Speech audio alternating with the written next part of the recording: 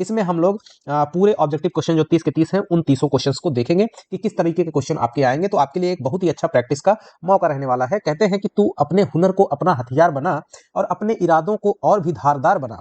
जो ख्वाब हकीकत में परेशान करते हो और उन्हीं ख्वाबों को तू अपना शिकार बना।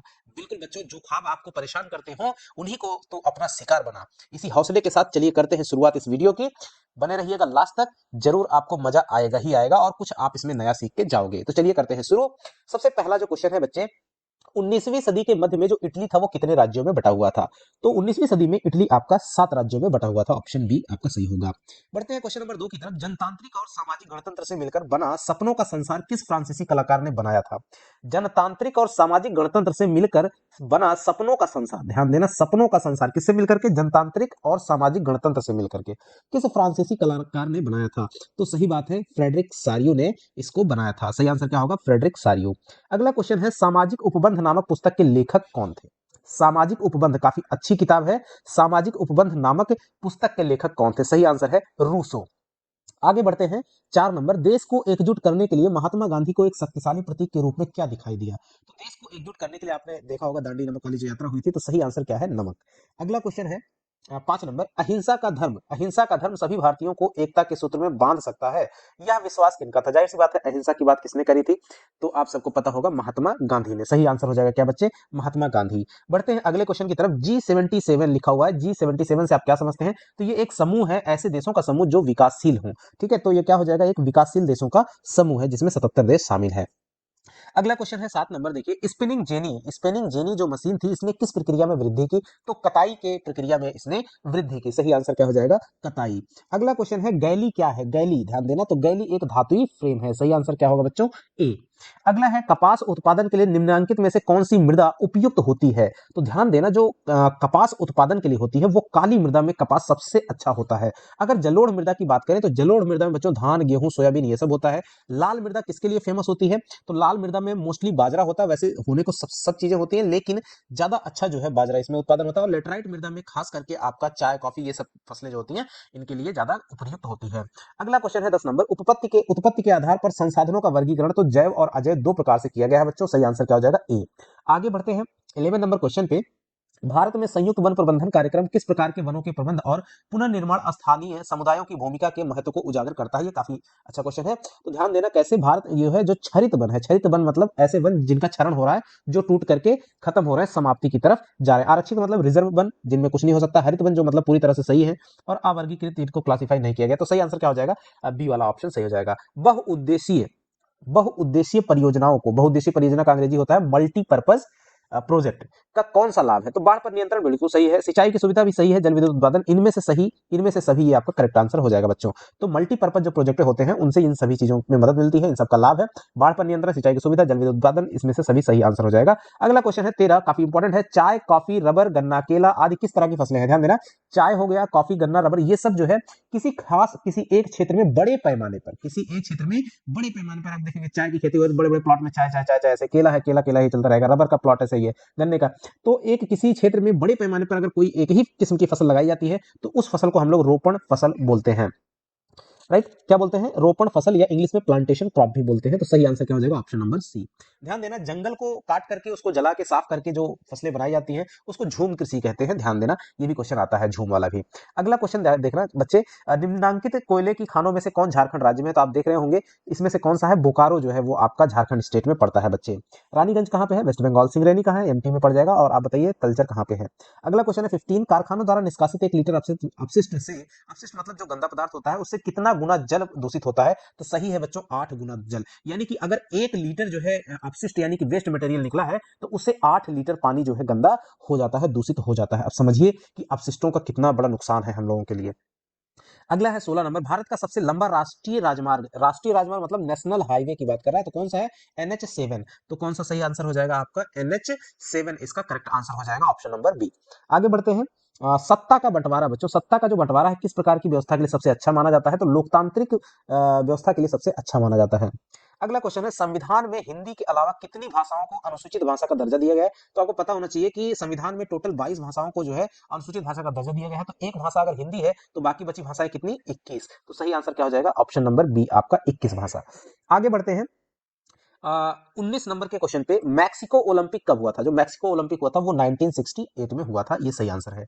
अगला क्वेश्चन है नेपाल में हुए जनसंघर्ष को किस नाम से या निम्न में से क्या कहा गया था? तो इसको कहा गया था लोकतंत्र के लिए दूसरा आंदोलन। Option number C will be correct बच्चों, याद रखना इसको। अगला क्वेश्चन है किसी दल से निर्वाचित होने के बाद उस दल को छोड़कर किसी अन्य दल में चले जाने को क्या कहते हैं? ये सभी बच्चों को पता होना चाहिए, दल बदल कहते हैं। क्या कहते हैं इसको? दल बदल। काफी आसान क्वेश्चन है। अगला क्वेश्चन बच्चों, लोगों को राजनीतिक सुधार लागू करने में और सशक्त बनाने वाला कौन सा अधिनियम सबसे सर्वश्रेष्ठ है? लोगों को राजनीतिक सुधार लागू करने में और सशक्त मजबूत बनाने, सशक्त मतलब मजबूत होता है, तो और सशक्त बनाने में सबसे सबसे कौन सा अधिनियम, अधिनियम का मतलब कानून होता है, श्रेष्ठ मतलब सबसे अच्छा है। तो बच्चों एक नियम है वो है सूचना का अधिकार, जिसको आरटीआई बोलते हैं, RTI, right, right to information act बोलते हैं, ये सबसे इंपॉर्टेंट है। राइट, आगे बढ़ेंगे। अगला क्वेश्चन है 23, निम्न में से किस राजनीतिक संस्था में महिलाओं के लिए सीटें आरक्षित हैं? तो बच्चों जो आपकी पंचायती राज व्यवस्था है उसमें महिलाओं के लिए सीटें आरक्षित हैं, सही आंसर सी। मानव विकास का अर्थ क्या होता है? मानव विकास, जैसे मानव ह्यूमन डेवलपमेंट की बात जब होती है तो इसका मतलब होता है कि मानव में जो गुणात्मक, जो क्वालिटेटिव इंप्रूवमेंट है, मानव की जो ह्यूमन क्वालिटी इंप्रूवमेंट है उसकी बात, यानी कि मानव में गुणात्मक सुधार लाने की बात होती है, इसका मतलब होता है मानव विकास का। अगला क्वेश्चन है परिवहन, भंडारण, संचार, बैंक सेवाएं और व्यापार ये किस क्षेत्र की गतिविधियों के प्रमुख उदाहरण हैं? ध्यान देना कि अर्थव्यवस्था जो होती है, मैं यहाँ पे लिख दे रहा हूं अर्थव्यवस्था। अर्थव्यवस्था के जो क्षेत्रक हैं, कितने क्षेत्रक हैं? 3 हैं। एक तो प्राथमिक, द्वितीयक और तृतीयक। प्राथमिक में बच्चों आता है कृषि एवं उससे संबंधित जितनी भी गतिविधियां होती हैं, या फिर जो रॉ मटेरियल होते हैं, यानी कच्चा माल वाले जो उद्योग होते हैं वो भी इसी में आते हैं। द्वितीय क्षेत्रक को बोलते हैं विनिर्माण, विनिर्माण, या आप इंग्लिश में इसको मैन्युफैक्चरिंग कह सकते हो या और भी उत्पादन, लेकिन लिखा हुआ आपको विनिर्माण ही आएगा। तो ये द्वितीय में होता है और ये प्राथमिक वाले पे डिपेंड करता है। तृतीय क्षेत्र में बच्चों ये सेवा क्षेत्र इसमें आती है। क्या आता है? सेवा क्षेत्र, जिसको कहते हैं सर्विस सेक्टर। तो वो सेवाएं किसी भी प्रकार की हो सकती है, बैंकिंग जो सेक्टर है ना, और भी जो तरह तरह के सेक्टर्स हैं, वो सभी जो भी आपकी सेवा से जुड़े हुए क्षेत्र हैं वो सब उसमें आ जाएंगे। तो इसमें कह रहा है कि परिवहन, भंडारण, संचार, बैंक सेवा देख रहे हो, बैंकिंग से, ये सभी चीजें किसमें है? आपकी सेवा क्षेत्र से जुड़े हुए हैं, तो ये आपका तृतीय में आपका आ जाएगा। राइट, अब आगे बढ़ेंगे अगले क्वेश्चन पे 26 नंबर, कृषि क्षेत्र के श्रमिकों में किस प्रकार की बेरोजगारी पाई जाती है? ध्यान देना, बेरोजगारी कई किस्म की होती है। जैसे यहाँ पे पहला लिखा हुआ है चक्रीय बेरोजगारी, पहले इनको समझ लेना, जो चारों लिखे हुए उन्हीं को मैं बता देता हूँ। चक्रीय बेरोजगारी जो होती है वो अर्थव्यवस्था में मंदी के कारण आती है। ध्यान देना, मैं जो बोल रहा हूँ उसको लिख लेना, क्योंकि मुझे लिखने में यहाँ पे ये वीडियो और लॉन्ग होता चला जाएगा बच्चे। तो अर्थव्यवस्था में मंदी के कारण, यहाँ पे ऐसे लिख लेना, मंदी के कारण। संरचनात्मक बेरोजगारी क्या है? स्ट्रक्चरल जो अनएम्प्लॉयमेंट है। तो संरचनात्मक जो होती है, ध्यान देना, इसको समझ जाना, उपलब्ध, जैसे मान लीजिए नौकरी उपलब्ध है ना, लेकिन जो नौकरी उपलब्ध है उस नौकरी के लिए जितना कौशल और कार्य करने के लिए जो क्षमता होनी चाहिए, लोगों में वो क्षमता नहीं है, जिस कारण वो सीट नहीं भर पाती है, अर्थात वो लोग क्या हो जाते हैं? बेरोजगार हो जाते हैं। तो इस तरह की बेरोजगारी को संरचनात्मक बेरोजगारी कहते हैं। अगली बेरोजगारी का नाम है प्रच्छन्न बेरोजगारी, और यही इसका सही आंसर है बच्चों, प्रच्छन्न बेरोजगारी। राइट, तो प्रच्छन्न बेरोजगारी जो होती है इसको क्वेश्चन अनएम्प्लॉयमेंट बोलते हैं। ये होती है कि जैसे बहुत थोड़ी सी जमीन है, इतनी थोड़ी सी जमीन है और काम करने वाले लोगों की संख्या जो होती है वो ज्यादा हो, यानी कि मान लीजिए जैसे पॉपुलेशन जो होती है, जनसंख्या ज्यादा हो और जमीन कम रहेगी, तो क्या होगा? इतने जमीन को पे काम करने के लिए अगर 2 व्यक्तियों की जरूरत है और आपके पास व्यक्ति होंगे 10, तो क्या होगा? 8 व्यक्ति क्या होंगे? बेरोजगार। तो ऐसी बेरोजगारी क्या कहलाती है? प्रच्छन्न बेरोजगारी।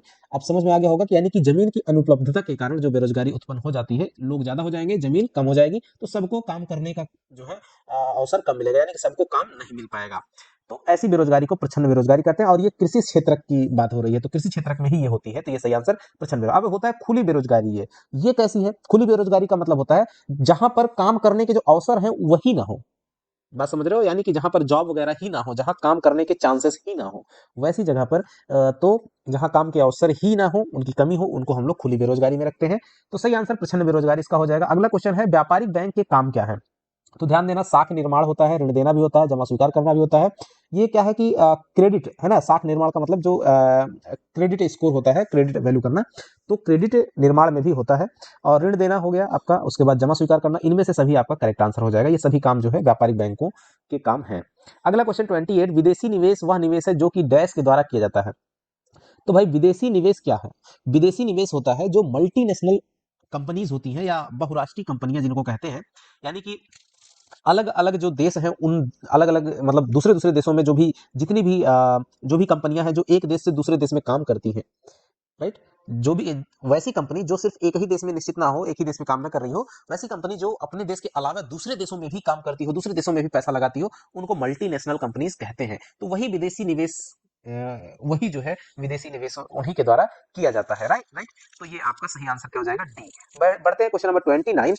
फोर्ड मोटर, आपने देखा होगा फोर्ड जो है फोर व्हीलर की एक कंपनी है, वो किस देश की कंपनी है? तो सही आंसर है अमेरिका की कंपनी है फोर्ड, फोर्ड मोटर। और लास्ट क्वेश्चन है हॉलमार्क, आपने सुना होगा, हॉलमार्क किस प्रकार की वस्तुओं की गुणवत्ता का प्रमाणिक चिन्ह है? तो जो आभूषण होते हैं, आभूषणों को देखिए, यहाँ ऑप्शन जो ऊपर नीचे हो गया उससे मत कंफ्यूज रहिएगा।